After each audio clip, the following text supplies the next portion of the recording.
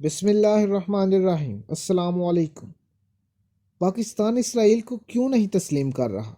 آخر پاکستانی پاسپورٹ کے اوپر صرف یہ عبارت کیوں لکھی ہوئی ہے کہ یہ پاسپورٹ سوائے اسرائیل کے پوری دنیا میں قابل قبول ہے؟ اس کے پیچھے سب سے بڑی وجہ فلسطین کی سرزمین پر قبضہ ہے۔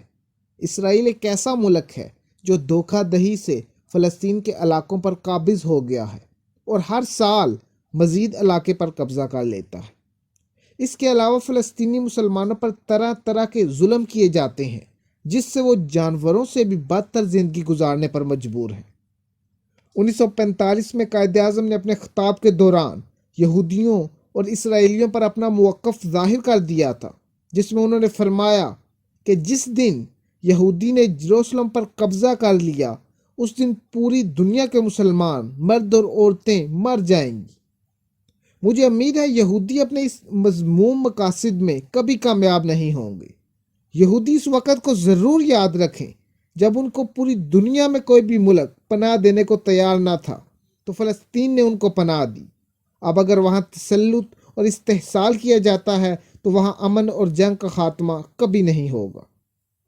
1948 میں پہلی دفعہ اسرائیلی وزیر اعظم کی طرف سے قائد اعظم محمد علی جناح کو ٹیلی گرام بھیجا گیا، جس میں دونوں ممالک کے درمیان سفارتی تعلقات کی بحالی کے بارے میں بات کی گئی، لیکن پاکستان کی طرف سے کوئی جواب موصول نہ ہوا۔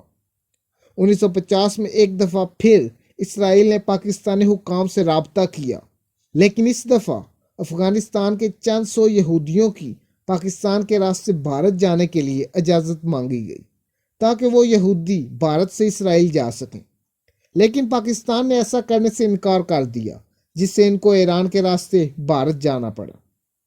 جب غیر قانونی طور پر برطانیہ اور امریکہ کی پشت پناہی سے اسرائیل ایک ملک بن گیا تو پوری دنیا میں یہ اعلان کروا دیا کہ کوئی بھی یہودی کسی بھی وقت اسرائیل آ سکتا ہے، اس یہودی کو اسی وقت اسرائیل کی شہریت دے دی جائے گی۔ اس کے علاوہ 1980 میں کوہٹا لیبارٹری، جو کہ پاکستان میں موجود ہے، کو تباہ کرنے کے لیے اسرائیل اور انڈیا نے مل کر منصوبہ بنایا۔ 1981 میں عراق کے نیوکلیئر ری ایکٹر کو تباہ کر دیا گیا اور اگلا نشانہ پاکستان کو سمجھا جا رہا تھا۔ اسرائیل نے مکمل تیاری کر لی تھی۔ اسرائیل کے جہازوں نے انڈیا میں ری فیولنگ کرنی تھی۔ ادھر پاکستان کے محافظ جنرل ضیاء الحق کو بھی ایجنسیوں نے اس خبر کی اطلاع دے دی۔ جنرل ضیاء الحق نے پاک فضائیہ کے فائٹر جیٹس کو تیار رہنے کا عندیہ دے دیا۔ ادھر جنرل ضیاء یہ چاہ رہے تھے کہ انڈیا کے ساتھ ساتھ اسرائیل پر بھی حملہ کر دیں، لیکن ہم پہل نہیں کریں گے۔ جیسے ہی ان کے جہاز پاکستان کی سرحد میں داخل ہوں گے، ایک گروپ ان پہ حملہ کر دے گا اور دوسرا گروپ حملہ کرنے کے لیے انڈیا اور اسرائیل کی طرف رخ کر لے گا۔ لیکن امریکہ کو سیٹلائٹس کی مدد سے طیاروں کی غیر معمولی نقل و حرکت کا علم ہو گیا۔ انہوں نے فوراً اسرائیل کو اس بارے اطلاع دی، جس سے یہ منصوبہ ناکام ہو گیا۔ لیکن عام خیال کیا جاتا ہے کہ اندرا گاندھی کے قتل کے بعد یہ منصوبے پر عمل درآمد نہ کیا گیا۔ قائد اعظم نے ایک اور جگہ فرمایا کہ اسرائیل یورپ کا چربا ہے، یہ مسلمانوں کی پیٹھ میں گھونپا گیا زہر آلود خنجر ہے، ہم اسے کسی صورت تسلیم نہیں کر سکتے۔